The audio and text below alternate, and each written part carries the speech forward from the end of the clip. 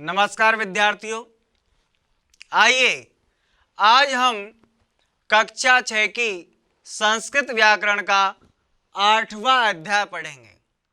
विद्यार्थियों, इस अध्याय में हम क्रिया के विषय में पढ़ेंगे। देखिए, जिन शब्दों के द्वारा किसी कार्य के करने या होने का बोध होता है उसे क्रिया कहते हैं। वैसे देखिए, शब्द परिचय नाम का जो अध्याय था उसमें हमने क्रिया के विषय में बहुत संक्षिप्त रूप में समझा था, लेकिन क्रिया एक ऐसा बिंदु है जिसके विषय में विस्तार से जान लेना बहुत जरूरी है। तो यहां क्रिया 8वें अध्याय में आप क्रिया के विषय में विस्तार से पढ़ोगे। तो जैसा अभी मैंने कहा, जिन शब्दों के द्वारा किसी कार्य के करने या होने का बोध होता है उन्हें क्रिया कहते हैं। ठीक है, तो यह क्रिया की परिभाषा है। कोई शब्द है, उस शब्द से आपको पता चलता है कार्य के करने का या होने का। वह शब्द किसी कार्य को करने या होने का बोध कराता है। तो जो शब्द किसी कार्य के करने का या होने का बोध कराता है वह क्या कहलाता है? क्रिया कहलाता है। ठीक है, यह क्रिया की परिभाषा हमने जान ली। आगे देखिए, क्रिया के बारे में और महत्वपूर्ण बिंदु क्या है। संस्कृत में क्रिया का मूल रूप धातु कहलाता है। क्रिया का जो मूल रूप होता है उसे संस्कृत में क्या कहते हैं? धातु कहते हैं। आपने पिछले कई अध्यायों में पढ़ा, जैसे लिख धातु, पढ़, पठ धातु। ठीक है, तो लिख धातु से मतलब है धातु लिख, यानी क्रिया का जो मूल रूप है, लिखना क्रिया है, इसका जो मूल रूप है वह है लिख। हिंदी में हम ना जोड़ देते हैं, लिखना क्रिया बन जाती है। उसी प्रकार से संस्कृत जो है, संस्कृत में हम तिंग प्रत्यय जो होते हैं उनका प्रयोग करते हैं और वो क्रिया के अलग अलग रूप हो जाते हैं। तो यहां देखिए, संस्कृत में क्रिया का मूल रूप जो होता है उसे हम धातु कहते हैं। क्या कहते हैं? धातु। और जो धातु है उसे इस चिन्ह से प्रदर्शित किया जाता है। धातु जो है, धातु को इस चिन्ह से हम प्रदर्शित करेंगे और इन क्रिया शब्दों को लिंग, वचन, पुरुष एवं काल के अनुसार प्रयोग किया जाता है। एक बात ध्यान रखना है, क्रिया शब्द जो होते हैं, धातु यानी क्रिया का मूल रूप, और जो क्रिया शब्द जो होते हैं वे क्रिया शब्द लिंग, वचन, पुरुष और काल के अनुसार प्रयोग में लाए जाते हैं। वर्तमान काल है तो क्रिया का रूप अलग होगा। लट लकार में अलग, लिट लकार में अलग, लंग लकार में अलग। ठीक इसी प्रकार से वचन, एक वचन में क्रिया का अलग रूप होगा, द्विवचन में अलग होगा और बहुवचन में अलग होगा। ठीक इसी प्रकार से प्रथम, मध्यम और उत्तम तीनों पुरुषों में क्रिया का रूप अलग होगा। लिंग के अनुसार भी क्रिया बदलती है। ठीक है, तो हिंदी में तो आप देखते हैं कि सीता जाती है, राम जाता है। तो जाती है, ठीक है, स्त्रीलिंग के अनुसार, जाता है पुल्लिंग के अनुसार। तो ये जो क्रिया जो है वह इन सारी चीजों से प्रभावित रहती है, जिसमें लिंग, वचन, पुरुष, काल इनके अनुसार वह बदलती रहती है। क्रिया को समय यानी काल के अनुसार भिन्न रूपों में बांटा गया है। क्रिया जो है उसको काल के अनुसार अलग अलग बांटा गया है। संस्कृत जो है, संस्कृत में काल जो है इसे 5 भागों में बांटा गया है। तो देखिए, ये जो काल के हिसाब से हम जो क्रिया को बांटते हैं, ये काल है, इसे हम लकार कहते हैं। क्या कहते हैं? लकार कहते हैं। यह समय का द्योतक है। लकार मुख्य रूप से 5 होते हैं। लकार जो है मुख्य रूप से कितने हैं संस्कृत में? 5 हैं, जिनमें लट लकार, ठीक है, लंग लकार, लिट लकार, लोट लकार और विधिलिंग लकार। ठीक है, तो इसमें वर्तमान काल, भूतकाल, भविष्यत काल, ठीक है, और आज्ञार्थक है ना, चाहिए। तो इस प्रकार से ये जो अलग अलग हमारे लकार हैं, अलग अलग काल हैं, इनमें क्रिया का रूप भी अलग अलग होता है। संस्कृत में मुख्य रूप से 5 लकार आपको बताए गए। अब यहां हम देखेंगे लट लकार की धातु में लगने वाले प्रत्यय निम्न प्रकार से होते हैं। मैं आपको बता चुका हूं धातु का क्रिया का मूल रूप धातु कहलाता है और धातु में जोड़े जाते हैं तिंग प्रत्यय। धातु में क्या जोड़ा जाता है? तिंग प्रत्यय। तिंग प्रत्यय जोड़ने पर वह अलग अलग वचन में, अलग अलग पुरुष में उसका रूप अलग अलग हो जाता है। ठीक है, आइए अब हम इसे विस्तार से जानते हैं। तो देखिए हमारे पास लिख धातु है। क्या है? लिख धातु। तो हम एक वचन में लिख धातु से किस प्रकार रूप बनाएंगे यह हमें देखना है। तो देखो पहली बार हमारा यहां पे फॉर्मूला होगा धातु धन अति। ठीक है, धातु धन अतः और धातु धन अंति। ठीक है, यहां पे हो जाएगा धातु धन असी। ठीक है, फिर हो जाएगा धातु धन अथ और धातु धन अथ। तो धातु धन अथ और धातु धन अथ। इसी प्रकार से नीचे हो जाएगा धातु धन आमी, धातु धन आवह और धातु धन आमह। ठीक है, इस प्रकार से हमारे पास फॉर्मूला है, इनके अनुसार हम क्रिया के रूप बनाएंगे। तो देखिए हमारे पास लिख धातु है, यदि मैं कर देता हूं धातु की जगह लिख, ठीक है, धन अति। धातु हमारे पास धातु कौन सी है? लिख। तो जो धातु है उसके स्थान पर हमने लिख का प्रयोग कर लिया। यह हमारी लिख धातु है, धातु की जगह हमने क्या लगा दिया? लिख। ठीक है, तो अब यहां हमारे पास आ गया लिख धन अति। तो देखिए लिख धन अति। तो अब इसे समझते हैं, ली का ली। ठीक है, यहां ये ख जो है हलंत लगा हुआ है, इसमें मिल जाएगा अ पूरा ख और ती का ती, लिखती। ठीक इसी प्रकार से यहां देखिए धातु, तो धातु हमारा क्या हो जाएगा? लिख हो जाएगा। धातु क्या हो जाएगा? लिख। तो लिख धन अतः रूप बनकर सामने आएगा ली का ली। ठीक है, ख में अ मिल जाएगा, ख पूरा और तह, लिखती लिखतः। और इसी प्रकार से इधर जो होगा वह धातु की जगह लिख धन अंति। तो क्या हो जाएगा? लिख, ठीक है, ख में अ जुड़ा, ख पूरा और ठीक है लिखंती। तो ये रूप बन करके सामने आए लिखती लिखत लिखंती।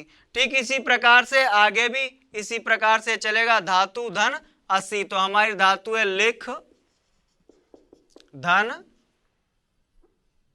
असी। ठीक है, क्या हो जाएगा? लिखसी हो जाएगा। क्या हो जाएगा?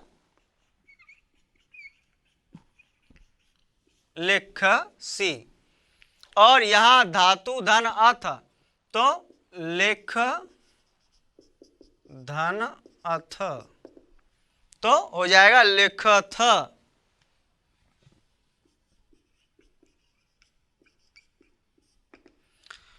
और इधर धातु धन अथ, तो धातु है हमारी लिख, धन अथ, तो लिखथ। ठीक है, ये लीजिए। इसी प्रकार से यहां धातु धन आमी, तो लिख धन आमी, तो क्या हो जाएगा? लिखामी हो जाएगा। क्या हो जाएगा? लिखामी। इसी प्रकार धातु धन आवह, तो लिखावह, तो लिख धन आवह, या क्या हो जाएगा? लिखावह। और अब है धातु धन आमह, तो लिख धन आमह, क्या हो जाएगा? लिखामह। ठीक है ना?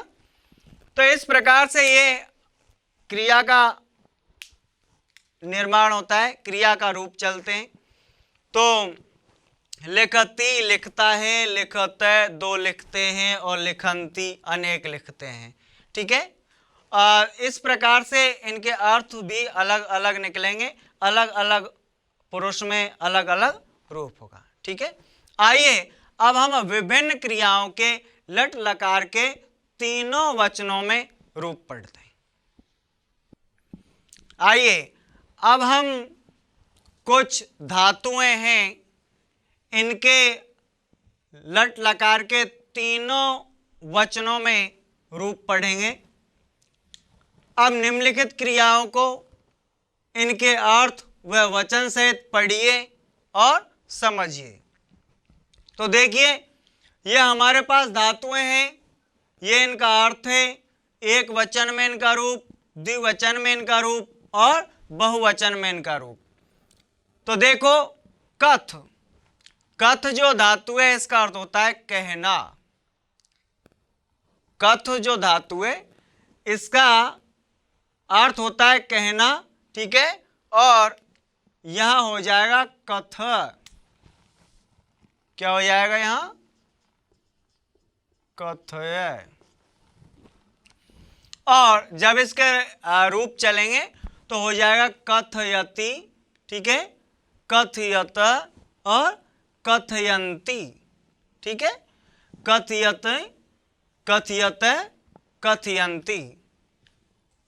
कहता है, दो कहते हैं, और अनेक कहते हैं। ठीक है, इसी प्रकार से जो हमारी लिख धातु है, लिख धातु का अर्थ होता है लिखना। रूप चलेंगे लिखती, लिखतः, लिखंती। क्या चलेगा? लिखती, लिखतः, लिखंती।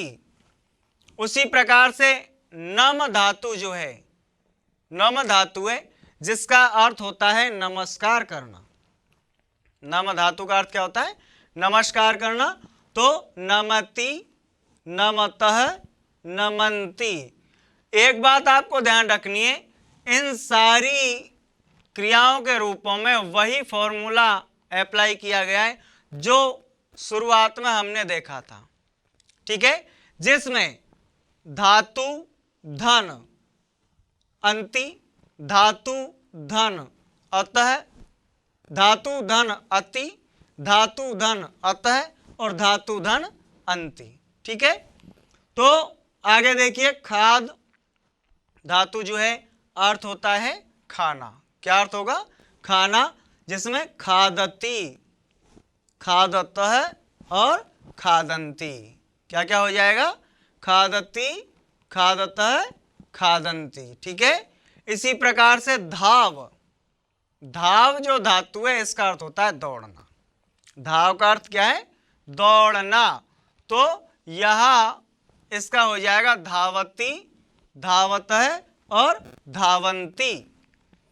तीनों वचन जो है इनमें अलग अलग हो जाएगा।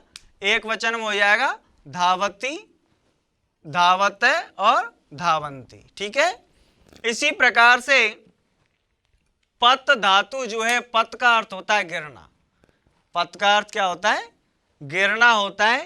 तो पत का हो जाएगा पतति, पततः और पतंती। पतति गिरता है, पततः दो गिरते हैं और पतंती अनेक गिरते हैं। चल धातु जो है, चल धातु का अर्थ होता है चलना। ठीक है। चलती, चलतः और चलंती। तीनों वचनों में हो जाएगा चलती, चलते और चलंती। ठीक इसी प्रकार से क्रीड धातु जो है, क्रीड धातु का अर्थ होता है खेलना। ठीक है। तो क्रीड धातु का हो जाएगा क्रीडति, क्रीडतः और क्रीडंती। क्या हो जाएगा? क्रीडति, क्रीडतः, क्रीडंती। वद, वद का अर्थ होता है बोलना। तो वदति, वदतः, वदंती। क्या अर्थ होगा? वदति, वदतः और वदंती। ठीक इसी प्रकार से हस धातु है, हस। हस धातु का हिंदी में अर्थ होता है हंसना, या हिंदी में हस धातु से यदि क्रिया बनाए तो हो जाएगी हंसना। ठीक है। हसती, हसतः, हसंती। क्या हो जाएगा? हसती, हसतः, हसंती। और भ्रम, भ्रम का अर्थ है घूमना। भ्रम का अर्थ क्या होता है? घूमना।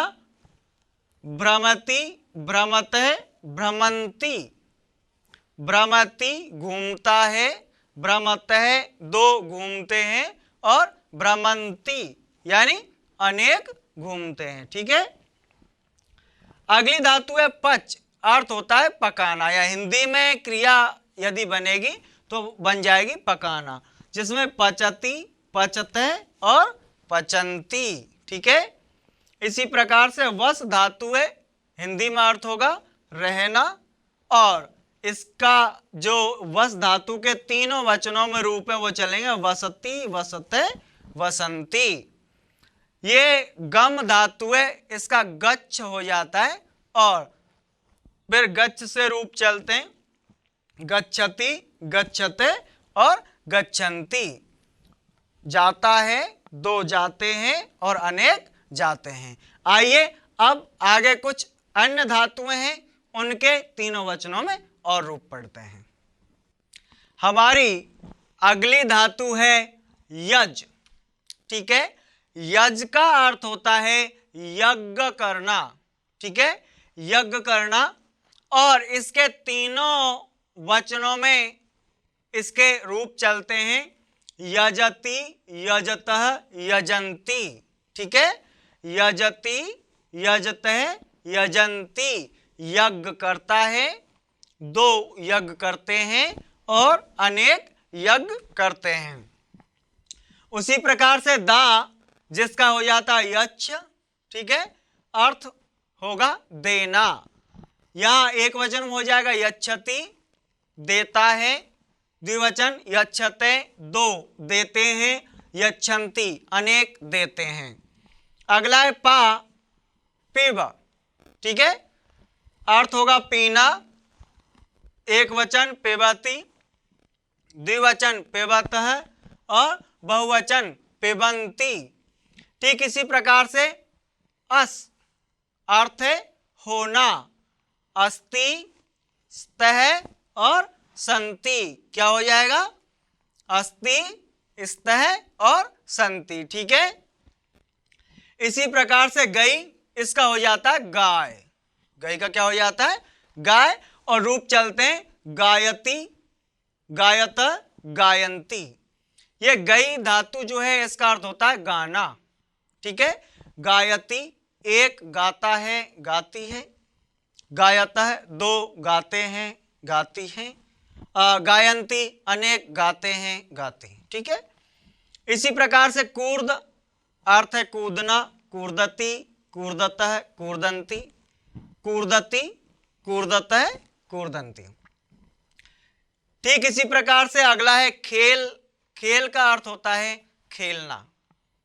खेल धातु का अर्थ खेलना होता है और इसके रूप चलते हैं एक वचन में, क्या हो जाएगा?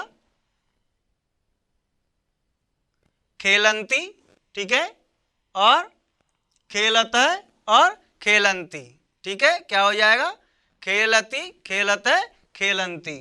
ठीक इसी प्रकार से गर्ज, इसका मतलब होता है गरजना, सहंग आदि की गर्जना, जो आवाज होती है ना वह, या बादल आदि की गर्जना। तो गर्जती, गर्जते, गर्जंती।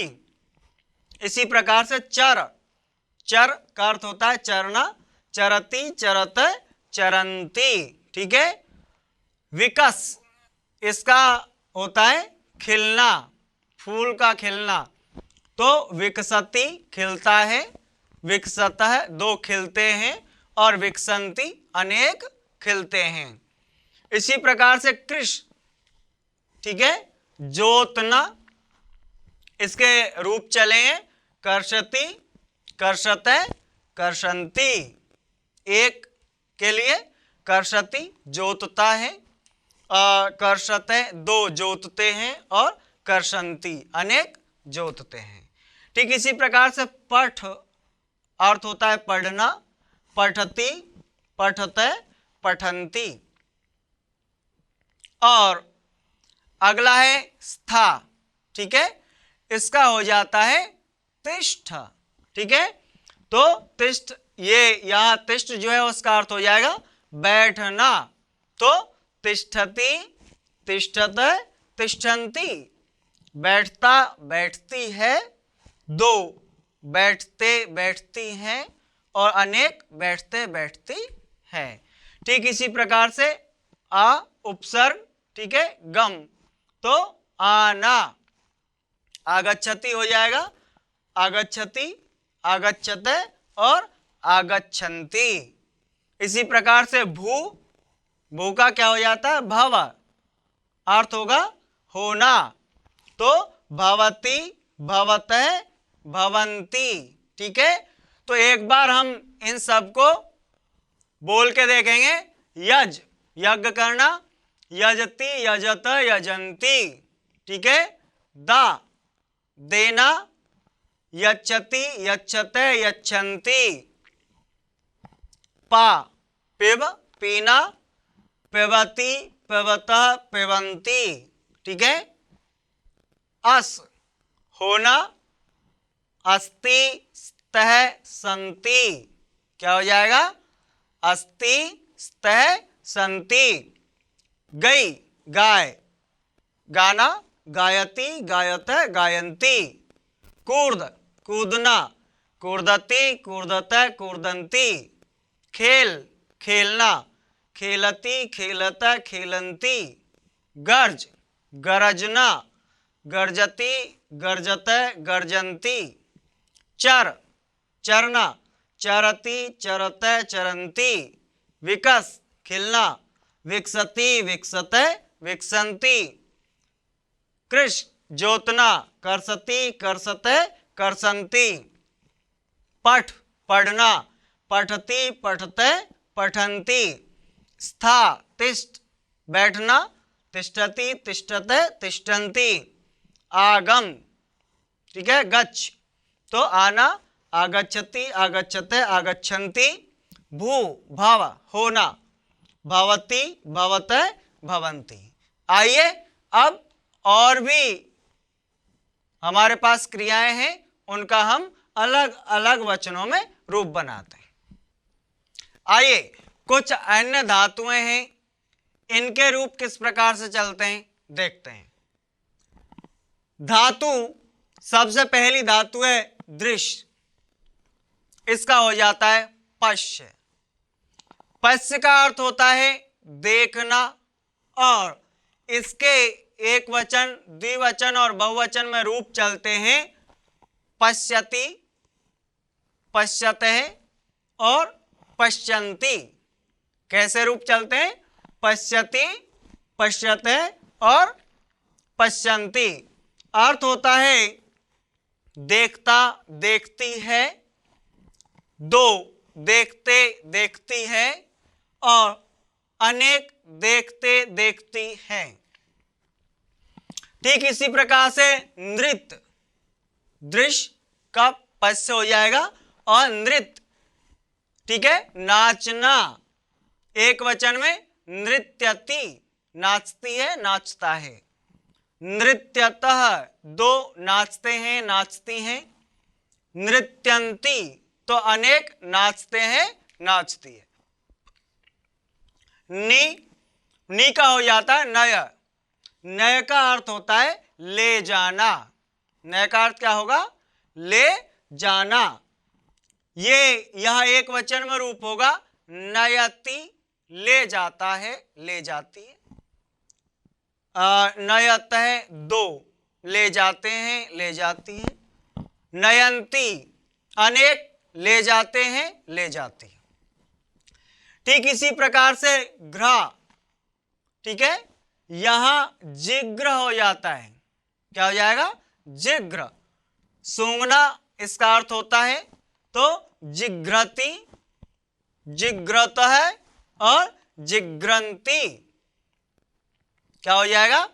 जिघ्रति, जिघ्रतः और जिघ्रन्ति। ठीक इसी प्रकार से अगली धातु हमारी है त्रि। त्रि का हो जाता है तर, और तर से अर्थ होता है तैरना। तो अर्थ जो तैरना है, यहां पे एक वचन में क्रिया का रूप होगा तरति, तो एक के लिए तैरता है, तैरती है। तरत है, दो के लिए तैरते हैं, तैरती हैं। और तरंती, अनेक के लिए तैरते हैं, तैरती हैं। ठीक है। ठीक इसी प्रकार से रक्ष, रक्ष का अर्थ होता है रक्षा करना। जैसे सैनिक देश की रक्षा करते हैं, मां शिशु की रक्षा करती है। तो रक्ष, रक्षा करना। रक्षति, ये एक वचन में हो जाएगा। रक्षत है द्विवचन, और रक्षन्ति बहुवचन। रक्षति, रक्षा करता है, करती है। रक्षत है, दो रक्षा करते हैं, करती है। और रक्षन्ति, अनेक रक्षा करते हैं, करती है। ठीक है।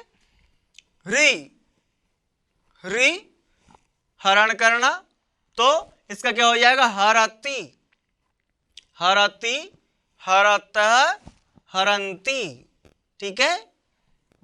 हरति, हरतः, हरन्ति। ठीक इसी प्रकार से स्मृ, स्मृ, तो इसका यहां पे हो जाता है स्मर, याद करना। क्या अर्थ होगा? याद करना। और यहां रूप चलेंगे स्मरति, स्मरत और स्मरन्ति। क्या रूप चलेंगे? स्मरति, स्मरतः और स्मरन्ति। तो इस प्रकार से ये तीनों वचनों में इन सब के रूप चलेंगे। एक बात ध्यान देने वाली होती है, वह आपको यहां बताई जाएगी। ध्यान रखें, संस्कृत में धातु रूप लिंग के अनुसार नहीं बदलते। जैसे देखिए हिंदी में अभी अभी मैंने कहा आपको, ये ले लेते हैं हम दृश्य, पश्य देखना, पश्यति। तो मैंने कहा ये एक वचन में, तो एक के लिए देखता है, देखती है। तो हिंदी में यदि ये पुल्लिंग में होगी क्रिया तो ता है आ जाएगा। ठीक है। और स्त्रीलिंग में होगी तो ती है आ जाएगा। जबकि संस्कृत में पश्यति का पश्यति ही रहेगा, चाहे वह पुल्लिंग में हो चाहे वह स्त्रीलिंग में हो। बोलो समझ आया? हिंदी में क्रिया जो है यह बताती है कि हमारा कर्ता पुल्लिंग है या स्त्रीलिंग है। यदि पुल्लिंग है तो ता है और स्त्रीलिंग है तो ती है। लेकिन संस्कृत में पश्यति का पश्यति रहेगा, चाहे हमारा कर्ता पुल्लिंग में हो चाहे स्त्रीलिंग में हो। कोई परिवर्तन क्रिया में नहीं होगा। तो संस्कृत में धातु रूप लिंग के अनुसार नहीं बदलते हैं, बल्कि ये प्रत्येक लिंग में समान रहते हैं। प्रत्येक लिंग में कैसे रहते हैं? समान, नो चेंज।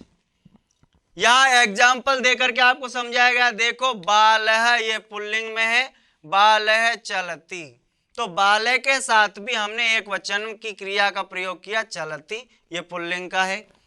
अब बात करते हैं स्त्रीलिंग की, तो बाला चलती, बाला ये स्त्रीलिंग में, लेकिन फिर भी हमने क्या लिखा? चलती। तो चलती यहां भी वही था, यहां भी चलती वही है, कोई परिवर्तन नहीं हुआ, जबकि यहां पुल्लिंग का करता है, यहां स्त्रीलिंग का करता है, लेकिन नो चेंज। और इसी प्रकार से व्यजनम चलती, व्यजनम ये यहां नपुंसकलिंग है, फिर भी हमने कौन सी क्रिया लगाई? चलती की चलती रखी है, नपुंसकलिंग में हो गया। तो आपने पढ़ा चलती धातु रूप तीनों लिंगों में समान है। तो आपने यहां एग्जाम्पल में देखा पुल्लिंग में भी वही चलती, स्त्रीलिंग में भी वही चलती और नपुंसकलिंग में भी वही चलती। तीनों में चलती क्रिया का रूप जो है वो बिल्कुल समान रहा। तो क्रिया का रूप जो है वो लिंग के अनुसार नहीं बदलता है, यह आपको ध्यान रखना है। आशा करता हूं आपको समझ में आया होगा। आइए अब इसके अभ्यास प्रश्न हल करते हैं।